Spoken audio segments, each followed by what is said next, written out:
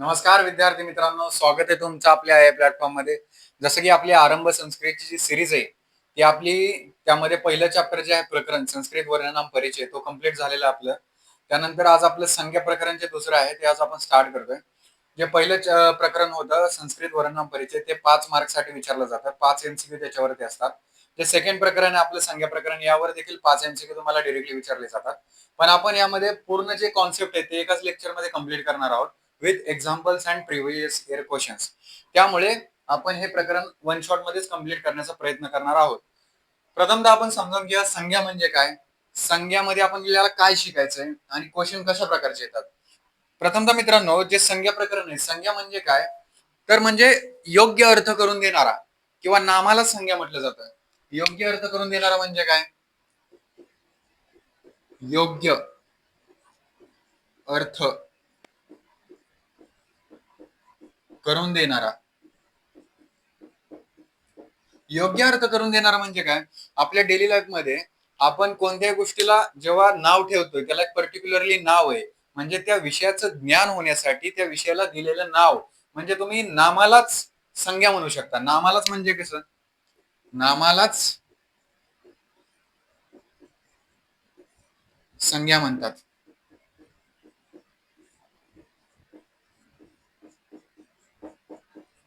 नामाला संज्ञा म्हणजे कसं, आता राम शाळेत जातो, राम हे काय आहे, नाम, नामालाच संज्ञा म्हणतात. मग ते राम काय झालं, संज्ञा. बरोबर. आता मग हे समजून घेत असताना संज्ञा आपल्याला समजलं की एखाद्या विषयाचं ज्ञान होण्यासाठी त्या विषयाला दिलेलं आपण नाम त्याला म्हणायचं संज्ञा. त्यानंतर संज्ञक, 3 नाव आहेत बघा, संज्ञा, संज्ञक आणि संज्ञा सूत्र कशाला म्हणायचं. त्यानंतर आहे संज्ञा, संज्ञक, सॉरी. संज्ञक म्हणजे काय, आता मी तुम्हाला सांगितलं राम शाळेत जातो, राम काय झालं, नाम, नाम म्हणजेच काय, संज्ञा. पण राम कुणाला म्हटलंय, आता माझं नाव राम आहे तर माझं नाव जे आहे राम ते आहे संज्ञा, पण कुणासाठी लागू आहे ते नाव, माझ्यासाठी, म्हणून त्याला म्हटलंय संज्ञक. संज्ञक कोण झाला इथं, संज्ञक मी झालो आणि माझं नाव काय झालं, संज्ञा झालं. याला म्हणायचं संज्ञक. म्हणजे ज्या व्यक्तीचं नाव आहे किंवा ज्या विषयाला दिलेलं नाव आहे त्याला म्हणायचं संज्ञक. आणि ज्या विषयाचं नाव आहे म्हणजे राम शाळेत जातो, राम म्हणजे नाम, राम हे काय आहे, नाम आहे, नाम आहे आणि नामाला संज्ञा असं म्हटलंय. त्यानंतर जे संज्ञक आहे म्हणजे मी राम आहे, म्हणजे मी संज्ञक झालो आणि माझं जे नाव आहे राम ते काय झालं, संज्ञा. हे आहे संज्ञाचं डेफिनेशन. त्यानंतर संज्ञक झालं. त्यानंतर संज्ञा सूत्र म्हणजे काय, संज्ञा सूत्र, या 3 गोष्टी तुम्हाला माहित असणं गरजेचं आहे. संज्ञा सूत्र, संज्ञा सूत्र म्हणजे काय मित्रांनो, एखादी गोष्ट समजून घेण्यासाठी त्याचा एखादा शॉर्ट फॉर्म किंवा सूत्र. जसं आपण श्लोक मध्ये काय शिकतो, श्लोक कशासाठी असतात, आपल्याला उपचार आणि तत्व समजून घेण्यासाठी. त्याच्यामध्ये सगळ्या जे रोगांबद्दल दिलेले उपचार आहेत त्यामध्ये सांगितलेले असतात. पण ते डिटेल अनालिसिस त्याची फोड केल्यानंतर समजतं की याच्यामध्ये या गोष्टी लपलेल्या आहेत. म्हणजे असं म्हणता येईल का, त्या रोगां आणि तत्वांचा जो उपचार आहे त्यांचा एक शॉर्ट फॉर्म म्हणजे एक श्लोक, आणि त्याला सूत्र म्हणतात. सूत्र म्हणजे काय, एखादी डेफिनेशन किंवा व्याख्या, ती व्याख्या एका शॉर्ट फॉर्म मध्ये असणे म्हणजे सूत्र, आणि त्याला संज्ञा सूत्र म्हटलंय. संज्ञा सूत्र समजलं, संज्ञा समजलं, त्यानंतर संज्ञा समजलं. यामध्ये संज्ञा आपल्याला समजणं महत्वाचं आहे. संज्ञा म्हणजे काय तर एखाद्या विषयाला दिलेलं नाव किंवा उपमा, त्याचं ज्ञान किंवा ज्ञान होण्यासाठी दिलेलं नाव म्हणजेच संज्ञा. ठीक आहे. यानंतर संज्ञामध्ये आपण सूत्र बघणार आहे. ते सूत्र तुम्हाला डायरेक्टली एमसीक्यू साठी विचारले जातात. 15 ते 16 सूत्र आहेत. त्यामध्ये काय काय सूत्रांमध्ये थोडे कॉन्सेप्ट पण आहेत, ते पण त्याच्यावर पण क्वेश्चन विचारलेला आहे. पण सगळ्यात महत्वाचं आहे 15 सूत्र, ते तुमचे एकदम तोंडपाठ पाहिजे. तर ठीक आहे, आपण सूत्र पाहूया. नेक्स्ट बघा विद्यार्थी मित्रांनो, जे आपण आपल्याला 15 ते 16 संज्ञा सूत्र शिकायचे आहेत. म्हणजे कसं, तुम्हाला या एक्झाम मध्ये जे एमसीक्यू विचारले जातात ते डायरेक्टली सूत्र असतात. आता जे सूत्र म्हणजे फॉर एक्झाम्पल बघा, आता पहिली संज्ञा दिली पदसंज्ञा. अशा किती संख्या बघायच्यात आपल्याला, 15 ते 16 पदसंख्या बघायच्यात की ज्याच्यामध्ये डायरेक्टली सूत्र विचारले जातात एक्झाम मध्ये. पदसंख्या म्हणजे आता बघा त्याचं सूत्र आहे सुप्तिंगतम पदम.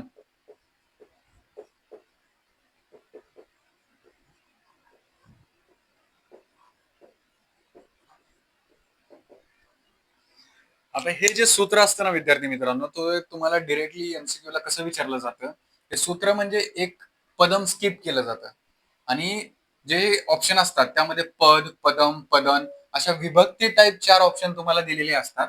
मग हे सूत्र तुम्हाला एकदम तोंडपाठ पाहिजे की सुप्तिंगतम पदम म्हणजे ज्या शब्दाला सुप आणि तिंग प्रत्यय लागतात त्याला पद ही संज्ञा म्हणतात.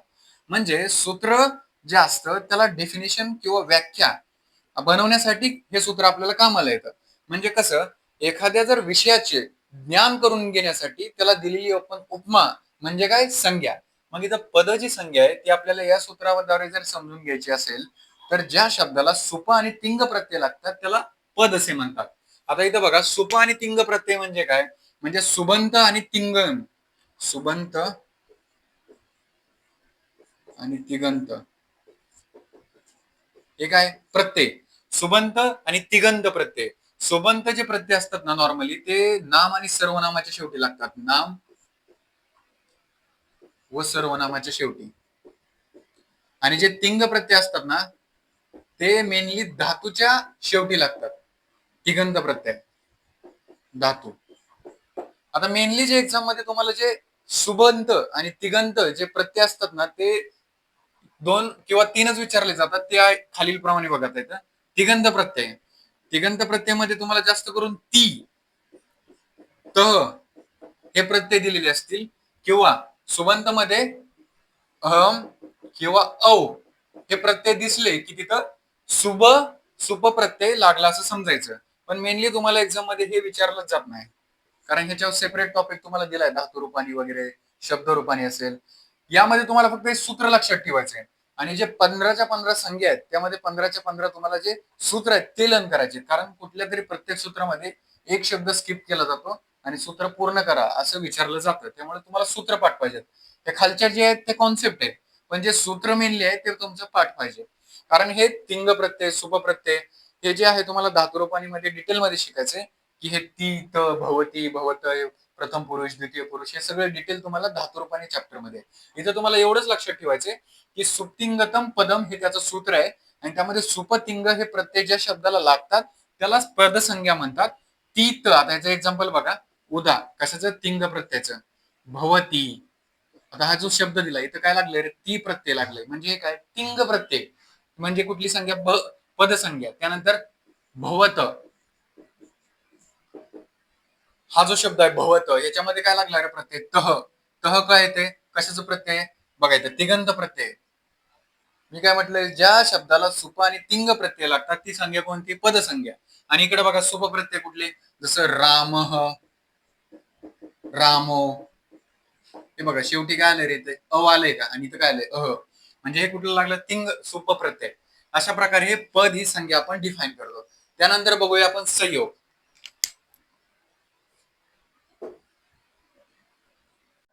नेक्स्ट बघा विद्यार्थी मित्रांनो, संयोग संज्ञा त्याचं सूत्र काय दिलंय बघा.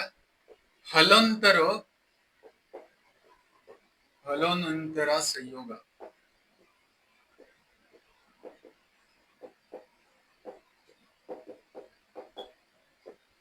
हलांतर संयोगाचे सूत्र दिलंय ते सूत्र या संयोग या संज्ञेबद्दल डेफिनेशन काय सांगतं, व्याख्या काय सांगतं हे समजून घेऊया. हलोंतर संयोग म्हणजे काय, जे पण वर्ण एकमेकांच्या जवळ येतात. संयोग म्हणजे काय, जोडाक्षर. जोडाक्षर म्हणजे तुम्ही बघितलं असेल, माहितच असेल तुम्हाला, हे रामस्य म्हणजे हे जोडाक्षर, त्याला म्हटलंय संयोग. जोडाक्षरालाच काय म्हटलंय, संयोग. आणि इथं काय सांगितलंय, हलांतर संयोग म्हणजे जेव्हा जोडाक्षरामध्ये दोन्ही पण जे जेव्हा व्यंजन असतात, हे स आणि य हे कधी पण कंपल्सरी व्यंजनच पाहिजेत आपल्याला, आणि त्यांच्यामध्ये अच प्रत्यार असणारे वर्ण नसायला पाहिजेत. हल प्रत्यार असणारे म्हणजे आपण माहेश्वरी सूत्रात शिकलोय हल प्रत्यार वगैरे, अच प्रत्यार. यांनी काय सांगितलंय, मग संयोग जी संज्ञा आहे त्यामध्ये जे जोडाक्षर आहे, जोडाक्षरात असणारे जे वर्ण आहेत ते कशामध्ये असले पाहिजेत, आपले हल या प्रत्यारामधले असले पाहिजेत. अच प्रत्यारातले वर्ण येता कामा नये. आता इथे रामस्य बघा, उदाहरणार्थ काय, रामस्य. आता हे रामस्य जो शब्द दिलाय यामध्ये स बघा आणि य बघा, दोन शब्द आहेत. या दोन शब्दांच्या कॉम्बिनेशन पासून स्य हा शब्द बनलाय जोडाक्षर. पण हे दोन्ही पण बघा बरं हल प्रत्यारातले वर्ण आहेत, स आणि य. मग याच्यामध्ये एक अट आहे की जेव्हा हे जोडाक्षर बनतात, जोडाक्षर बनलेले तेव्हा त्यांच्यामध्ये अच प्रत्यार वर्ण पाहिजे नाहीत. अच प्रत्यार म्हणजे कुठले, स्वर. स्वर मधले एखादा पण वर्ण त्यांच्या जोडाक्षर मध्ये नसला पाहिजे. रामस्य असेल, सिद्ध असेल, बघा आता कुठला पण एखादा शब्द घ्या, सिद्ध हे जोडाक्षर आहे. आता द आणि ध हे पण आपले कुठले हल प्रत्यारातले वर्ण आहेत. यांच्यामध्ये अचे प्रत्यार दिसतोय का रे, नाही. मग त्यालाच म्हटलंय जे पण जोडाक्षर होणार आहे तुमचे ते कसे आहे हल प्रत्यारातले असले पाहिजेत, त्याच्यामध्ये अच प्रत्यारातले स्वर नसले पाहिजेत. जसं की रामस्य हे कसे दोन्ही पण व्यंजन आहेत, हल प्रत्यार आहेत, त्यांच्यामध्ये स्वर नाही, अच प्रत्यार नाही. ठीक आहे. नेक्स्ट बघा विद्यार्थी मित्रांनो, संहिता संज्ञा. त्याचं सूत्र दिले पर सन्निकर्ष संहिता. हे सूत्र तुम्हाला पाठ करायचे मित्रांनो, डिरेक्टली विचारले जातात एक्झाम मध्ये. कसं विचारलं जातं, एखादा पूर्ण सूत्र दिलं जातं आणि याच्यामध्ये एखादा शब्द स्किप केला जातो आणि त्याच्यामध्ये खाली डिरेक्टली तुम्हाला 4 ऑप्शन दिले जातात. पर डॅश डॅश संहिता, मग खाली विचारलं जातं सन्निकर्ष वगैरे वगैरे अजून असे ऑप्शन दिले जातात.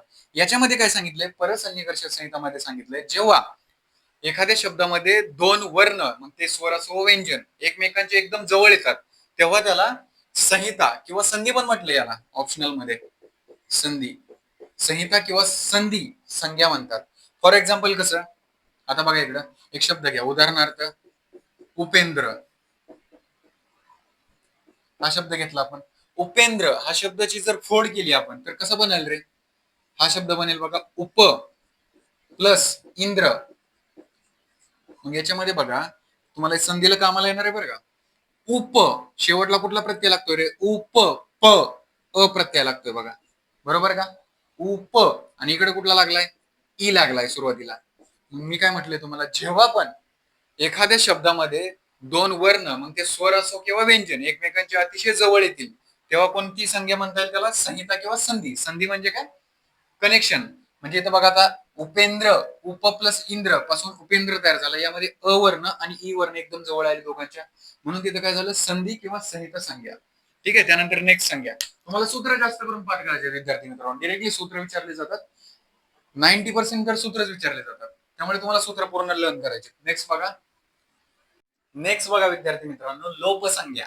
लोपसंज्ञा आपण कुठंतरी शिकलोय आणि ते आठवा तुम्ही बरं एकदा.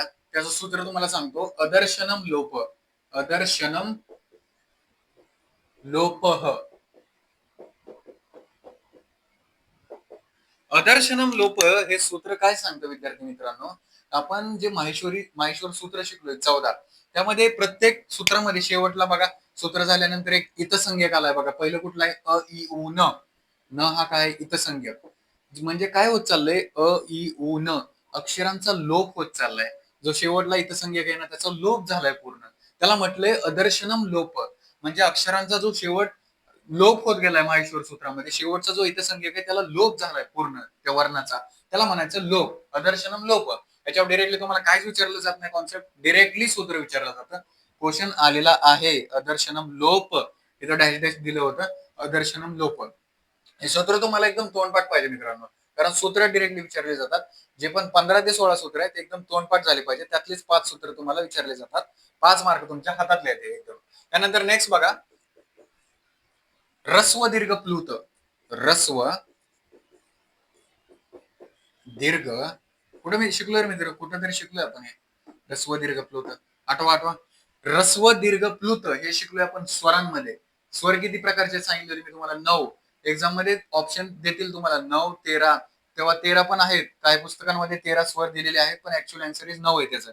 रस्व दीर्घ प्लुत जर सांगायचं झालं तर आपण हे शिकलोय बघा स्वरांमध्ये जे 9 स्वर आहेत. आता ह्याच्यावर यांचं सूत्र बघा आधी. ह्याचं सूत्र आहे उकालो झ्रस्व दीर्घ प्लुत. उकालो झ्रस्व दीर्घ प्लुत हे त्याचं सूत्र आहे बघा. म्हणजे हे काय सांगते, म्हणजे तेच आहे उकालो रस्व दीर्घ प्लुत, हे सिंपल त्याचं सूत्र आहे. हे तुम्हाला डिरेक्टली सूत्र दिलं जाईल आणि कशाचंही विचारलं जाईल, नावामध्येच तिने आहे रस्व दीर्घ प्लुत. हे कशाच्या बेसिसवर केलं होतं रे स्वर मित्रांनो, हे रस्व दीर्घ प्लुत हे जे 3 प्रकार पडले होते स्वराचे, हे कशाच्या बेसिसवर पडले होते, हे पडले होते त्या वर्णांना उच्चारण्यासाठी लागणारा वेळ. म्हणजे ते कशामध्ये डिवाइड केलं होतं आपण, मात्रा. या कॉन्सेप्टवर, या विषयावर आपण त्या 3 प्रकारचे स्वर डिवाइड केले होते. जसं बघा रस्व जे स्वर आहेत त्याच्यामध्ये जे वर्ण येतात ते उच्चारण्यासाठी किती मात्रा लागतो टाइम, 1 मात्रा एवढा वेळ. त्यानंतर दीर्घसाठी किती, 2 मात्रा. आणि प्लुत साठी किती, 3 मात्रा. 1 मात्रा म्हणजे किती रे, आपल्या डोळ्यांच्या पापण्याची उघडझाप करण्यासाठी किती वेळ लागतो तेवढा वेळ म्हणजे 1 मात्रा. आता ह्रस्व जे स्वर आहेत त्यामध्ये जे वर्ण उच्चारण्यासाठी वेळ लागतो तो आहे एक मात्रा, दीर्घ स्वरांसाठी 2 मात्रा आणि प्लूतसाठी 3 मात्रा. हे मात्रेच्या बेसिसवर डिवाइड केलेले स्वर आहेत, ह्रस्व, दीर्घ, प्लूत.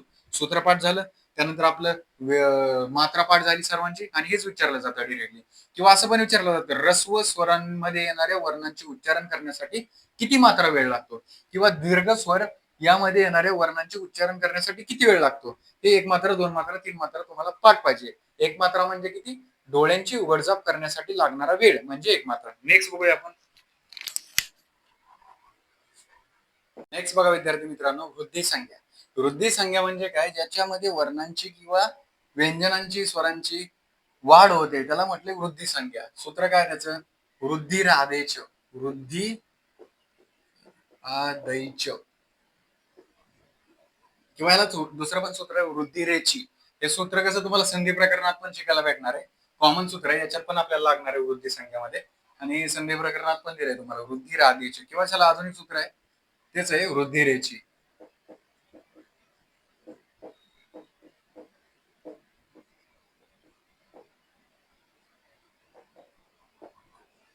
हे दोन्हीतलं कोणतेही सूत्र तुम्हाला डिरेक्टली देऊ शकतात, की हे सूत्र कोणत्या संज्ञेचं आहे, नावातच लपलंय वृद्धी संज्ञा. याच्यामध्ये काय शिकायचं मित्रांनो, जेव्हा एखाद्या शब्दामध्ये वर्ण किंवा स्वर असतील, व्यंजन असतील, त्यांची वृद्धी होते. वृद्धी म्हणजे कसं, आता इकडे बघा, अ प्लस ई काय असतं, ए. त्यानंतर अ प्लस आ काय असतं, आ. अ प्लस औ काय होतं, औ. म्हणजे बघा ना, इकडं वृद्धी व्हायली वर्णांची. अ प्लस आ, आ, अ, ई, ए. म्हणजे ज्या ठिकाणी पण वृद्धी होते, किंवा हे असेल अ प्लस ए, ए. इथे काय झालं, जो ए आहे वर्ण त्याची वृद्धी झाली. ज्या पण ठिकाणची वर्णांची किंवा स्वरांची असेल, व्यंजनांची असेल वृद्धी होते त्याला म्हणायचं वृद्धी संज्ञा. आता एखादा एक्झाम्पल घ्या. आता मी जर एक्झाम्पल घेतलं, फॉर एक्झाम्पल एक एक, एक प्लस एक. आता याच्यामध्ये कसं काढणार तुम्ही, वृद्धी कशी होईल वर्णांची किंवा त्या दिलेल्या स्वरांची किंवा व्यंजनांची. इकडे बघायचं, जो शेवटचा वर्ण आहे पहिल्या शब्दातला त्याचा शेवटचा स्वर किंवा व्यंजन काढायचं आधी. एक क काय येतंय, अ येतंय बघा, एक अ येतंय. त्यानंतर दुसऱ्या शब्दातला पहिला वर्ण घ्यायचा, कुठला आहे, ए. अ प्लस ए काय तयार होतं रे, इकडे बघितलंय आपण, अ प्लस ए, ए तयार होतं. मग इथं एक प्लस एक तयार काय होईल, एक एक, एक एक, बरोबर. यामध्ये काय झालं, वर्ण ऍड, याची वृद्धी झाली बघा एक एक ची, बरोबर का. अ प्लस ए होता ऑलरेडी, एच काय झालं, ए झालं. म्हणजे एक प्लस एक, एक एक, त्याची वृद्धी झाली, त्याला म्हटले वृद्धी संज्ञा. समजलं. त्यासारखीच अजून एक संज्ञा आहे बघा, गुणसंज्ञा. सेम असंच आहे, फक्त त्याच्यामध्ये गुण दर्शवणारे अ इ उ असे वर्ण वेगळे, त्याच्यामध्ये कुठले आहेत, आ औ ए हे वर्ण वेगळे, त्याच्यामध्ये गुणसंख्या सांगणारे सूत्र वेगळे. बघा विद्यार्थी मित्रांनो, गुणसंख्या. गुणसंख्या म्हणजे त्याचं सूत्र जे सांगितलंय, अधेनम गुण. अधेनम गुण म्हणजे काय, जे पण अनप्रत्यय येतोय, म्हणजे अनप्रत्यय कसा, अ इ उ न रू लु क ए ओ न ए ओ च, हे जे 4 सूत्र आहेत त्याच्यामध्ये अनप्रत्ययात येणारे गुणसंख्या, हे 3च इम्पॉर्टंट ठेवा लक्षामध्ये. ते बाकीचं काय माहेश्वर सूत्र वगैरे लक्षात ठेवू नका, काय एवढं काय, म्हणजे ते त्या चॅप्टर मध्ये ठेवा, इथं नाही. हे 3 जे गुणसंख्येत सांगितलेले आहेत तेवढेच लक्षात ठेवा फक्त. जसं हे उपेंद्र शब्द आहे माझ्याकडे, त्याची मी फोड केली, उप प्लस इंद्र. याच्यामध्ये बघा कोणते 2 स्वर ऍड झालेत, उप, अ, उप. पच्या शेवटी काय लागतोय, अ, आणि ई. अ प्लस ई काय झाला, ए. मी काय सांगितलंय, ज्या पण ठिकाणी 2 स्वरांची किंवा 2 व्यंजनाची ऍडिशन केल्यानंतर एक या 3 मधला कोणताही गुणसंख्या या ठिकाणी येईल, त्या ठिकाणी कोणती संख्या लागू होईल, गुणसंख्या. त्याचं सूत्र काय, अधेनम गुण. प्रिव्हियस इयर क्वेश्चनला डायरेक्टली सूत्र विचारलंय, अधेनम गुण. हे कोणत्या संख्येचं सूत्र आहे, नावामध्ये दिलेलं आहे तुम्हाला गुणसंख्या. हे सूत्र तुम्हाला लर्न करायचे, सूत्र डायरेक्टली विचारले जातात. नंतर नेक्स्ट बघा, प्रत्याहार. प्रत्याहार आपण बघूया. प्रत्याहार कुठे शिकलोय विद्यार्थी मित्रांनो, प्रत्याहार आपण शिकलोय बघा माहेश्वर सूत्रामध्ये. प्रत्याहार काय असतं बरं, मी सांगितलं होतं तुम्हाला प्रत्याहार म्हणजे काय.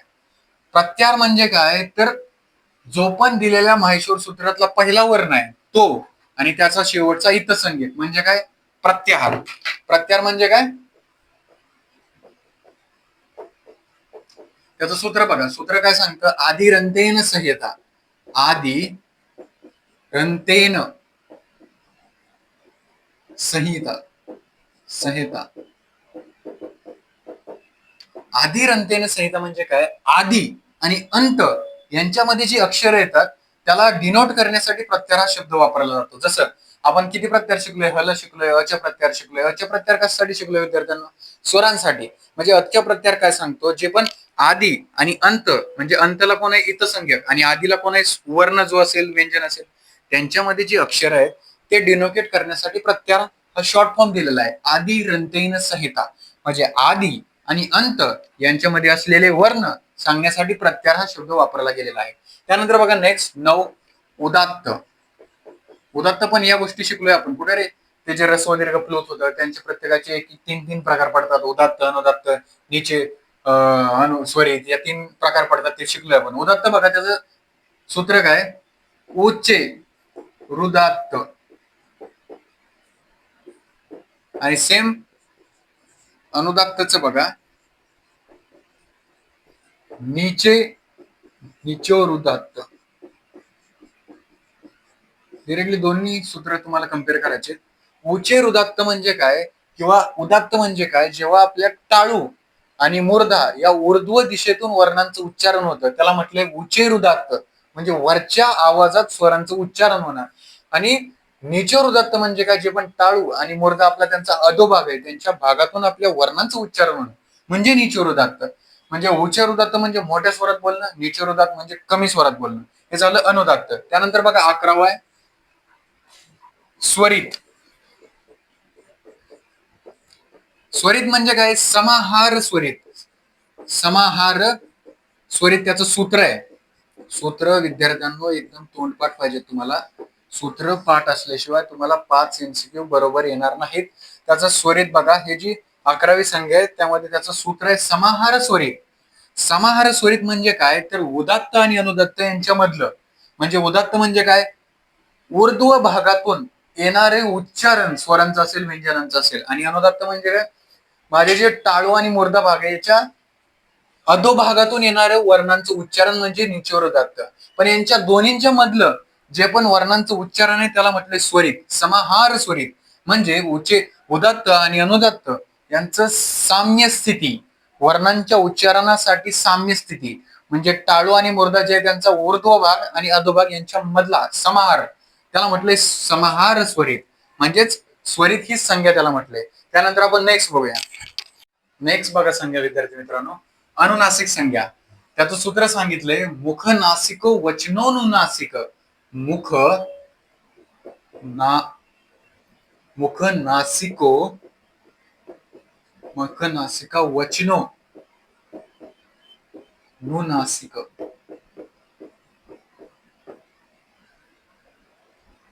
हे तुम्हाला डिरेक्टली सूत्र याच्यामधलं कोणतं तरी एखादी लाईन, आता इथं नुनासिक वगैरे वगैरे असं स्किप केलं जातं आणि डिरेक्टली विचारलं जातं सूत्र. तुम्हाला सूत्र पाठ पाहिजे.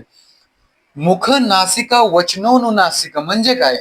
मुख आणि नासिका, आपलं जे मुख आहे आणि आपली जी नासिका आहे यांच्या साह्याने बाहेर पडणारे वर्ण, आमच्या म्हणजे जे मुख आहे आणि आपलं जे नासिका आहे म्हणजे नाक, त्याच्या साह्याने बाहेर पडणारे जे पण वर्ण आहेत त्याला म्हटलंय अनुनासिक संज्ञा. असे कुठले वर्ण आहेत रे? यम गण नाम.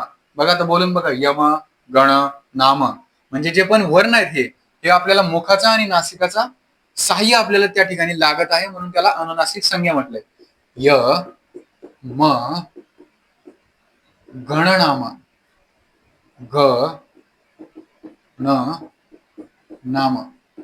हे जे वर्ण उच्चारण्यासाठी तुम्हाला मुखाची आणि नासिकाची गरज भासते आहे त्याला अनुनासिक संज्ञा म्हटलंय. त्यानंतर नेक्स्ट आहे. नेक्स्ट बघा विद्यार्थी मित्रांनो, निपात आणि उपसर्ग ही संज्ञा तुम्हाला कम्पेअर करून शिकायची. निपात म्हणजे काय? जेव्हा पदांचा क्रियेशी संबंध येत नाही. आणि उपसर्ग म्हणजे काय? जेव्हा क्रियेशी संबंध येतो पदाचा. म्हणजे जर प्रतियोग्य मी एखादा शब्द लिहिला, तो शब्द जर स्टार्टिंगला असेल प्रति वगैरे, प्र, हे अप उप, हे जे 22 उपसर्ग आपल्याला ते नेक्स्ट प्रकरणात शिकायचे. उपसर्ग हे कधी पण शब्दांच्या स्टार्टिंगला लागतात आणि त्यांचा त्या पदांचा उपसर्ग हे आहेत जे ते पद आहेत आणि त्यांचा उपयोग हा या क्रियेशी होतो म्हणून त्याला उपसर्ग म्हटलंय. आणि निपात काय? हाच शब्द शेवटी लागतो शब्दाच्या ऍज अ प्रत्यय म्हणून, की जो त्या क्रियेशी त्यांचा संबंध नसतो. निपात आतापर्यंत आलेलं नाहीये, पण त्याचं सूत्र तुम्ही लर्न ठेवा. चादयो सत्वे. सत्वे म्हणजे काय? तर याच्यामध्ये सरळ सांगितलंय की एखाद्या सत्व म्हणजेच पदाचा क्रियेशी संबंध येत नाही, त्याला निपात म्हटलंय. आणि उपसर्ग म्हणजे काय? उपसर्गा क्रियायोगे. उपसर्गा क्रियायोगे म्हणजे ज्या पदांचा क्रियेशी संबंध येतो त्याला उपसर्ग असे म्हणतात. त्यामध्ये तुम्हाला दोन्ही सूत्र लर्न ठेवायचे आणि उपसर्ग हे आपण नेक्स्ट प्रकरणात शिकणार आहे की किती उपसर्ग असतात, त्यांचा उपयोग काय, त्यांचा पदांचा क्रियेशी संबंध कसा येतो. आता शेवटचा आपली संज्ञा राहिली सवर्णम. बघा आपलं सवर्ण ही संज्ञा आपली शेवटची आहे. याचं जर सूत्र बघायचं झालं तर तुल्यास प्रयत्नम सवर्णम म्हणजे काय? असे वर्ण की जे उच्चारल्यानंतर त्यांचे जे अभ्यंतर प्रयत्न आहे आणि त्यांचे जे उच्चारण्याचे औच्चारक अवयव आहे ते सारखे आहेत. जसं जर आपण वर्ण घेतले क ख ग घ न, हे तुम्ही एकदा उच्चारून बघा. त्यांचे उच्चारक अवयव आणि ते अभ्यंतरचे प्रयत्न ते एकमेकांचे कसे सारखे आहेत. क ख ग घ न, त्यांचा जो तुल्यास प्रयत्न म्हणजे त्यांची तुलना केली आपण अभ्यंतर प्रयत्न आणि उच्चारक अवयव, त्यांचे जे एकमेकांचे जे सारखेपणा आहे कशामध्ये उच्चारक अवयवांचा आणि अभ्यंतर प्रयत्नाचा, त्याला सवर्ण म्हटलंय. ही आहे आपली सवर्ण संज्ञा. याच्यामध्ये पण तुम्हाला सूत्र लक्षात ठेवायचं आहे. विद्यार्थी मित्रांनो, आज आपण संज्ञा प्रकरण पूर्ण बघितलं. त्यामध्ये सर्वांचे सूत्र बघितले, त्यांचे एक्झाम्पल आपण घेतले आणि हे जे पूर्ण जे सूत्र आहेत विद्यार्थी मित्रांनो तेच तुम्हाला डिरेक्टली विचारले जातात. त्यामुळे जे पण हे 15 ते 16 सूत्र आपण आज बघितले ते तुम्हाला एकदम तोंडपाठ ठेवायचे, कारण हे सूत्रच तुम्हाला विचारले जातात. एखादे क्वचितच असं कॉन्सेप्टवर वगैरे क्वेश्चन विचारला जातो की बाबा क ख ग असं फॉर एक्झाम्पल सवर्ण काय आहेत वगैरे वगैरे. पण जे सूत्र आहेत 15 ते 16 ऍक्च्युली ते तुम्हाला तोंडपाठ ठेवायचे. यानंतर आपण उपसर्ग हा चॅप्टर चालू करणार आहोत. तर भेटूया आपण आपल्या नेक्स्ट लेक्चर मध्ये. Stay high at your learning.